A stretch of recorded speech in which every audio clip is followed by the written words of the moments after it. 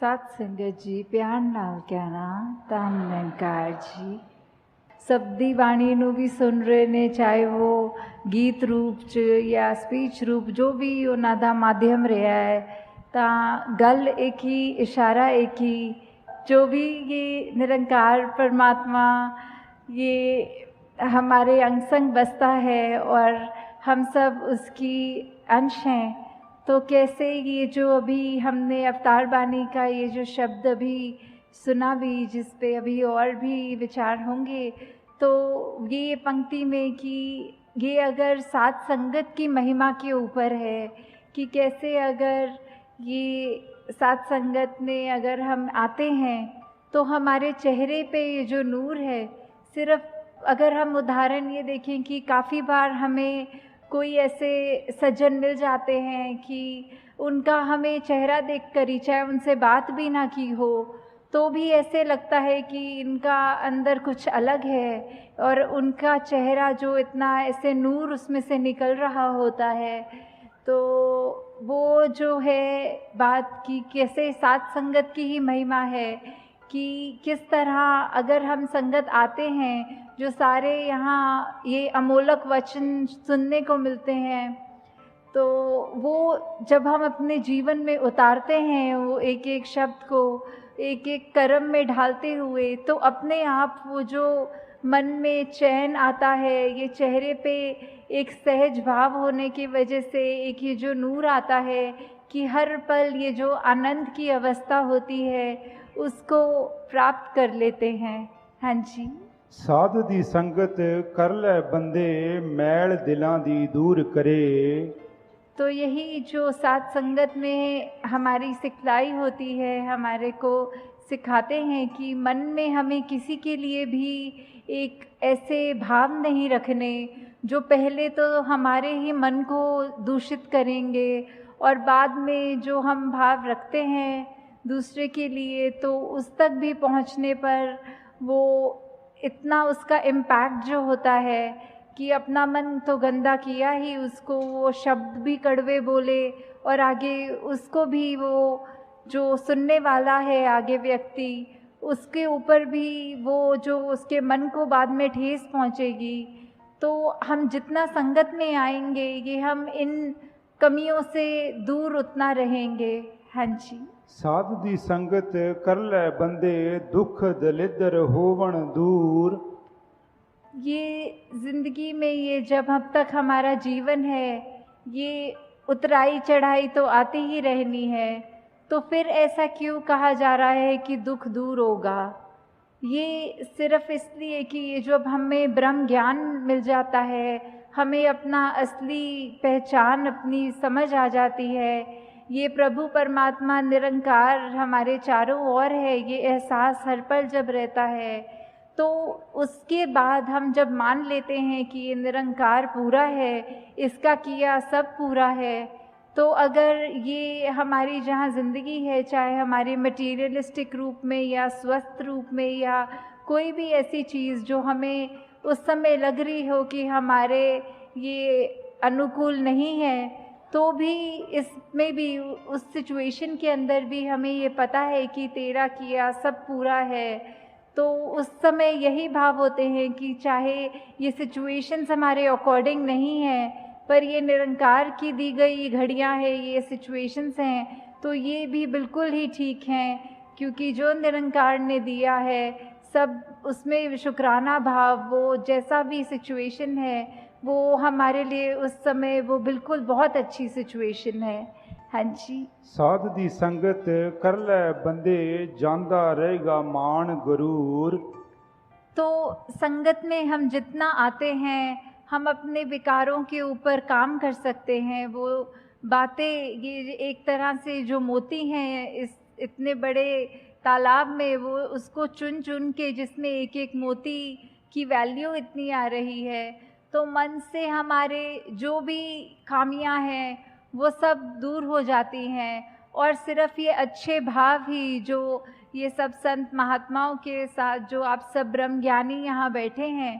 तो किस तरह वही भाव हैं जो ज़िंदगी को तब्दील कर सकते हैं, जहाँ मन में हमेशा प्यार और ऐसी अच्छी भावनाएं होनी चाहिए, और बिल्कुल भी ये गुरूर और उस तरह की खामियां नहीं होनी चाहिए। तो ये सब हमें फिर सत्संग की इम्पोर्टेंस के ऊपर ही दर्शाते हुए कि ये सब भी फ़ायदे हमारे तब तक जीवन में हैं जब तक हम सच्चे मन से सत्संग आके सत्संग को सत्संग की तरह करके, सिर्फ वो ना समझ कर कि आए हैं और इतने से इतने बजे तक का अनाउंसमेंट है सत्संग का,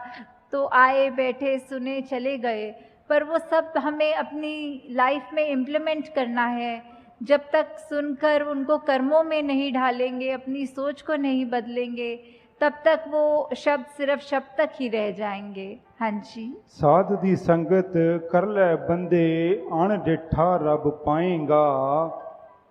तो जब हम ये संतों के बीच में विचरण कर रहे हैं अपना ये संगत में, तो ये हमें क्या, हर एक जो संत है ब्रह्मज्ञानी है वो परिचित है इस प्रभु परमात्मा निरंकार से। सबने रूबरू होकर आमने सामने ये परमात्मा को जहाँ देखा है, और वहाँ कहा भी जाता है कि ये परमात्मा को कोई नहीं देख सकता, पर यहाँ इतने दावे से अवतार वाणी में ये अगर अंकित है कि ये अनडिठा दिखेगा, तो उसका मतलब क्या है कि हम जब तक अपने आप को सरेंडर नहीं करते, ये हमारी जिज्ञासा कि हमारी असली पहचान, हमारा मकसद, हम क्या इस जीवन में करने आए हैं और किस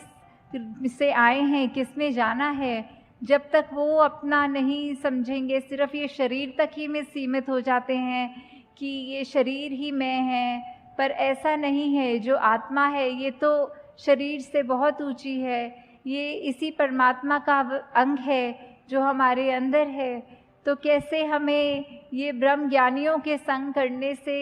ये ज्ञान की दात अपनी झोली में भी मिल सकती है। हाँ जी। साध दी संगत कर ले बंदे फलदा फुलदा जाएगा।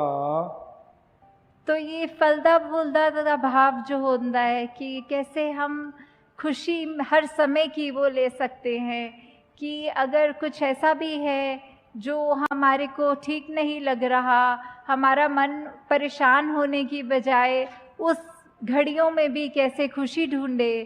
तो ये सब तभी है जब हमारे मन में वो कामनेस होगी, हमारे मन में ये सिर्फ अपने आप को सेल्फ फोकस्ड रख के कि हमने सत्संग आना है, अपना सुधार करना है, दूसरों की कमियों पे उंगली नहीं, उनकी कमी नहीं देखनी, बल्कि अपने आप को देखना है। तो ये हम तब तक ही प्रफुल्लित होंगे जब तक हम ये सत्संग सुनकर अपने अंदर ही वो भावों के अंदर उजाला पैदा करें। जी। साध दी संगत कर ले बंदे पीवेंगा तू अमृत रस। तो सत्संग में हर कोई बोल जो भी बोला जाता है वो अमृत के समान होता है कि कैसे ये जो अमृत है इतनी कीमती, ये ऐसा वो उसको सिग्निफिकेंस तो अमृत का हमेशा एक होली वाटर जल की तरह लिया जाता है, पर संतों के वचन इतने कीमती हैं कि उनकी वैल्यू भी उसी के समान की है कि अगर जैसे बोला जाता है कि अमृत ले लिया तो हमेशा के लिए अमर हो गए, तो वैसे ही संतों के वचनों को अगर हमने अपने मन से सुना, सिर्फ कानों से नहीं, तो ये मन हमेशा एक खुश रहेगा, हमारी अंदर आत्मा वो अमृत रूप का ये रस लेकर हमेशा के लिए ही कायम दायम रहेगी। जी। साध दी संगत कर ले बंदे हो जान पंजे तेरे वस। तो ये पंजे, ये पांच वो जो हम सुनते हैं कि ये इंद्रियां होती हैं, काम क्रोध मोह लोभ अहंकार, तो ये पांच हमारे ऊपर कैसे कभी कभी हावी हो जाती हैं। किसी ने अगर कुछ कह दिया, थोड़ा सा भी तारीफ कर दी, तो वो मन में अहंकार आ जाता है। कभी तो उस एक्सटेंट तक भी आ जाता है कि वो इतना सूक्ष्म होता है, हमें पता तक नहीं लगता कि कैसे हमारे अंदर किसी की तारीफ ना भी करे हुए हमें अपना गुण कोई खुद ही अगर रियलाइज़ हो जाता है, तो वो हमारे जैसे बोलते हैं सर पे चढ़ जाती है बात कि कैसे वो धीरे धीरे वो हमारा अहंकार का रूप ले लेता है। वैसे ही अगर किसी ने कुछ अगर बोल दिया जो हमें पसंद नहीं आई बात, तो हमारा मन कैसे क्रोधित हो जाता है। ऐसे ही ये बाकी भी जो जिक्र हुआ पांचों का, तो कैसे हमारे मन में ये अगर हम पर हावी हो रही हैं तो हमारा बिल्कुल उसमें क्या योगदान, ये जो हमारे अंदर चेतना है हम उसको कितनी इस्तेमाल कर रहे हैं। जैसे उदाहरण के तौर पे अगर कोई बोलते हैं कि जंगली घोड़ा जो बेलगाम है वो इधर उधर भाग रहा है, पर जब उसमें लगाम लगाकर एक एडजस्ट किया जाता है अपने हाथों से, घोड़सवार उस पे चढ़कर फिर वो किसी भी डायरेक्शन में उस घोड़े को ले जा सकता है। तो वैसे ही हमने अंदर ये चाहे कितने इमोशंस हैं ये हम फील करते हैं, पर हमने इन इमोशंस के वश में नहीं होना, इन इमोशंस को अपने कंट्रोल में रखना है। और ये तभी हो सकता है जब हमें हर पल ये एहसास हो कि ये निरंकार हमारे अंग संग हमेशा हैं, तो हम जानबूझ के कोई भी ऐसी गलती नहीं करेंगे, कोई भी ऐसा भाव मन में नहीं लाएंगे जो हमको ऐसा हावी हो जाए कि हम वो जानवर रूप ले लें, एक इंसान के शरीर में होके मनुष्य तन जो इतने दुर्लभ होता है उसके बावजूद अगर हम ऐसे अपने अंदर डाल देते हैं, ये इनको हावी होने देते हैं, तो ये हमेशा ये एहसास रहे, ये भय रहे कि ये परमात्मा ने जिसने हमको ये शरीर बख्शा है, इसकी सोच, इसके इमोशंस जो बच्चे हैं वो हम नेगेटिव की बजाय अपने आप को एक पॉजिटिविटी की तरफ ले जाएं। जी। साध दी संगत कर ले बंदे कायम दिल दा पारा रहे। तो वही टेम्परामेंट की बात आ रही है, ये पारे की बात, कि कैसे कभी भी हमारा किसी स्थिति में जब देखकर हमारे अनुसार वो नहीं चल रही होती तो मन इतना तंग हो जाता है कि फिर हमको अपने बोलों पे भी कंट्रोल नहीं रहता, हमारे दिमाग में इतना गुस्सा भर जाता है कि हम अपने बिल्कुल चैन गवा देते हैं और दूसरों को भी कठोर वचन बोल देते हैं। तो इस पारे को कैसे कंट्रोल करना है, वो जो सहज भाव की बात की, चाहे ये बैलेंस्ड अप्रोच हो एकदम, कि स्थिति वही बात जैसे पहले भी दासी कह रही थी कि कोई भी घटना हो रही हो हमारे साथ, कैसी भी सिचुएशन हो, तो भी एक रस ये अपने आप को बिठाकर कि मन में कि कोई बात नहीं, हमें दुख में बहुत दुखी नहीं होना और सुख में बहुत खुशी नहीं लेनी। तो किस तरह ये अपने आप को कंट्रोल की बात नहीं है, ये वो अवस्था का जिक्र हो रहा है कि सहजता, जैसे एक नदी है वो अपने आगे अगर पत्थर भी आ रहे हैं तो अपने आप को ऐसे वो पानी टर्न कर लेता है कि ऑब्स्ट्रक्शंस हैं पर पता है कि बहना तो नीचे की तरफ ही है, ये विनम्र होकर बहना है, वो उसका एक पाथ है। तो वो उस कठिनाई देखकर उस पे वो नहीं कहना कि अब आगे एक रुकावट है, इतना बड़ा पत्थर है, तो अपने आप को मोल्ड करना, वो बात की सहज अवस्था का जिक्र कि ये कैसे हमने कुछ भी हो अपने आप को ये इस तरफ इंक्लिनेशन नहीं रहनी कि हमारे को नेगेटिव होना है, बल्कि कोई दूसरा सोल्यूशन देख के अपने रिएक्शंस को चैनलाइज करके एक पॉजिटिविटी की तरफ आना है। हाँ जी। अवतार मिले जे साधु पूरा मन ना ए आवारा रहे। तो कैसे ये जो मन की अवस्था की बात है कि कैसे हम पल पल में हमारा मन भटकता रहता है। कभी हम अगर कहीं होते हैं, काफ़ी लोग, कभी हम अपने घर परिवार में भी किसी से बात करते हैं तो एकदम बात करते करते ख्याल ही कहीं और चला जाता है और फिर एकदम ऐसे झटका लगता है जब अगर कोई पूछता है कि आप सुन भी रहे हो मेरी बात की नहीं, तो एकदम पता लगता है कि हम चाहे फिजिकली उस कमरे में हैं, उस व्यक्ति से बात कर रहे हैं, पर हमारा ध्यान भटक गया, हम कहीं और ही अपने वो चले गए। तो ऐसे ही ये जो मन है ये भी किसी भी डायरेक्शन में कभी कहीं पे जब होता है तो कुछ और सोचने लगता है, कुछ और करने लगता है। ये वो चैन, ये सुकून उस समय उस मन से वो गायब होता है। तो कैसे सत्संग के माध्यम से ये साधु का जो संग है, आप सब महात्मा जो इतने उस कोटि के हैं उच्च, तो ये निरंकार सबके अंदर जहाँ बस रहा है, जब हम जितने ज़्यादा इंटरैक्शंस अपने, जैसे बोलते हैं संगत का असर, ये संगत से हमने ग्रहण करनी है पॉजिटिविटी, और वहीं से हमने अपने मन को भी काबू में रखना है, क्योंकि जब तक हम अपने मन पे काबू रख रहे हैं, अपने सोच विचार को ठीक रख रहे हैं, तभी हमारे आत्मा पे भी उसका वही इम्पैक्ट आना है। तो हमने अपने मन को उस तरह कभी आवारा नहीं होने देना, और इस तरह के अपने आप को वो भाव रखने हैं कि चाहे जो भी हो हमारे साथ, हमें सिर्फ़ और सिर्फ ये रखकर मन में कि हमारे को अपनी असली पहचान मिल गई, हमारे अंदर जो गुण हैं, जो सदैव से इस संदर्शनकारी मिशन की आज जहाँ 90 वर्ष भी हो गए हैं, तो वो जो एक भाव है सिखाने के कि एकत्व का भाव, ये वननेस का भाव, यूनिवर्सल ब्रदरहुड का भाव, कि कैसे हमारे शरीर चाहे किसी भी रंग के हैं, चाहे कहीं पे भी जन्म लिया है, तो वो एक बायसनेस नहीं आनी चाहिए। ये कोई भी ऊंचा कोई भी नीचा नहीं है, सबके अंदर वही परमात्मा है, एक ही पेडेस्ट्रियल पे हम खड़े हैं। तो कैसे हमने भेदभाव वो नहीं करने हैं, सब अपने ये परमपिता परमात्मा अपना, तो परमात्मा की सारी रचना भी उसी समान एक ही पेडेस्ट्रियल पे। तो कैसे हमने हमेशा यही भावों को कायम रखना है कि हम कोशिश करके जितना भी हो सके ये चेतनता को अपनी रखकर कि हमारे अंदर चाहे कोई भी कैसे भी भाव हो, चाहे मन उथल पुथल हो रहा हो, तो हमेशा एक स्टेबिलिटी की तरफ एक वो अप्रोच रखते हुए, वो नेगेटिविटीज़ में ड्वेल ना होते हुए,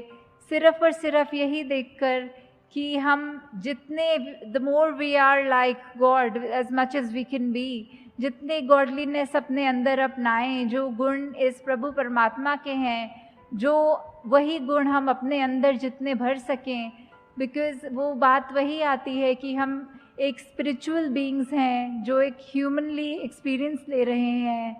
तो सिर्फ ये शरीर के अंदर आके भ्रमित हो गया ये आत्मा भी कि सिर्फ शरीर तक ही ये कायम है, जबकि उसकी असली पहचान तो बहुत ही एलिवेटेड है। शरीर ने तो एक दिन ख़त्म हो जाना है, पर ये आत्मा का अपने परमात्मा से जो मिलन होता है, ये हमको इस दुनिया में रहते रहते करना है। चाहे अपनी जिम्मेवारियाँ ये आए हैं जब इस मनुष्य तन को लेकर, तो उसमें गृहस्थ भी है, उसमें कामकाज भी है, उसमें और भी जो भी जिम्मेवारियाँ हैं उनको तो करना ही है, रिस्पॉन्सिबिलिटीज़ से पीछे नहीं होना। पर साथ ही साथ ये याद रखना है कि हमारी प्रायोरिटी क्या है, ये हमने जन्म क्यों लिया है, हमने अपनी आत्मा को रिफ़ाइन करना है। ठीक है, शरीर का जहाँ ध्यान रखना है वो तो रखना ही है कि ये परमात्मा ने जो शरीर हमको बख्शा है, तो वो चाहे एक्सरसाइज का फॉर्म करे या जैसे भी, कि हमें अपने उस तन को जितना एक्टिव रखेंगे उतना ही हम वो जस्टिस कर पाएंगे कि ये हमको मिला है बीमारियों से दूर रह के। फिर भी असल बात ये है कि आत्मा का ही ये सारा खेल है, तन ने तो एक दिन ख़त्म हो जाना है, पर जब तक हमारा ये लाइफ स्पैन है, हम क्या कर रहे हैं उस तन के साथ। क्या हम, अगर कोई कष्ट है, हम अपनी सोच विचार कैसे रख रहे हैं। ठीक है, एक रिस्पॉन्सिबिलिटी अपने शरीर की तरफ कहती है कि डॉक्टर पे चले जाओ, अपनी मेडिकेशन कराओ, पर अगर उसके बाद भी ये तकलीफ़ जारी रहती है, या फिर कभी ऐसे धन की बात भी आती है कि आर्थिक वो इतनी स्टेट ठीक नहीं हो, तो भी हम अपनी मेहनत से वो गुरेज ना करें, हम मेहनत पूरी करें, डॉक्टरों पे जाएं, पर फिर भी अगर हमारा कष्ट दूर नहीं है तो उसमें हमें ये शिकवा बिल्कुल नहीं करना निरंकार से, परमात्मा से, कि हमको क्यों ऐसा कष्ट मिला, हमने ऐसा क्या किया। वो हमें शिकवा नहीं करना, सिर्फ शुक्राना करना है कि दातार, हो सकता है हमारी तबीयत और बिगड़ सकती थी, पर शुक्र है सिर्फ इस छोटे में ये तकलीफ़ काट रहे हो, इसी में ही शरीर का गुजारा हो रहा है। तो वही बात, अपने मन को भी उस तरह काबू रखना कि चाहे हम अपनी कोई खामी देखें भी तो अपने आप को इतना ना कोस लें कि एक वो डिप्रेस स्टेट में ले आएं कि हमारे अंदर तो बहुत कमियां हैं, पर वो अप्रोच रख के कि हाँ, अगर हमें समझ आ गया है कि हमें अपने लाइफ के कितने एस्पेक्ट्स पे कहाँ कहाँ काम करना है, तो धीरे धीरे एक एक गुण पकड़ के उसको अपनी ज़िंदगी में उतारें। तो दासी, आप सबका और ज़्यादा समय नहीं लेना चाहती कि सब दूर दूर से भी यात्रा करके आए हैं और घरों को भी जाना है, और अभी भी कितनी संगत है जो पंक्तियों में भी है, तो सत्संग का भी समय अब हो चुका है। तो दासी, आप सबसे यही एक कामना करते हुए, आशीर्वाद अपने लिए भी लेते हुए और सब संगत के लिए, कि ये निरंकार प्रभु परमात्मा से हमारा जो एक एहसास की बात है, कि ये फीलिंग कि we are always surrounded by Nirankar, this god almighty, whichever name we want to call it by, कि हम जिसमें भी आस्था रख रहे हों उस नाम को भी अगर लें कि वो जो शक्ति है वो हमारे साथ अंग संग है, और वो संतों ने तो युगों युगों से, चाहे कोई भी युग रहा हो, हमसे क्या चाहा है, एक इंसान होने के, एक ह्यूमन वैल्यूज़ होने के, एक इंसानी गुण हमारे अंदर होने हैं। तो हमको अपने आप पे एक ये वॉच रखनी है, ये इंट्रोस्पेक्शन करते रहना है कि क्या हम उन ह्यूमन वैल्यूज़ पे चल रहे हैं या फिर हमारा दिल और दिमाग हमें कहीं और लेके जा रहा है। तो दासी, आप सबका एंड में सिर्फ ये धन्यवाद करते हुए कि इतने इनकन्वीनियंस भी चाहे हुई होगी दूर दूर से आने में, तो भी आप सब ये समय निकाल के सत्संग को दे रहे हैं, जो उसी के साथ साथ सेवा और सुमिरन भी कर रहे हैं। तो दातार कृपा करे सभी पर कि चाहे ये जो भी तन मन धन सब परमात्मा का ही है और वो उसी काम आए, दूसरी नेगेटिव काम किसी ना आए। तो इन्हीं शब्दों से दासी आप सबसे आज्ञा लेगी। साथ संगत जी, प्यार से कहना, धन्यवाद जी।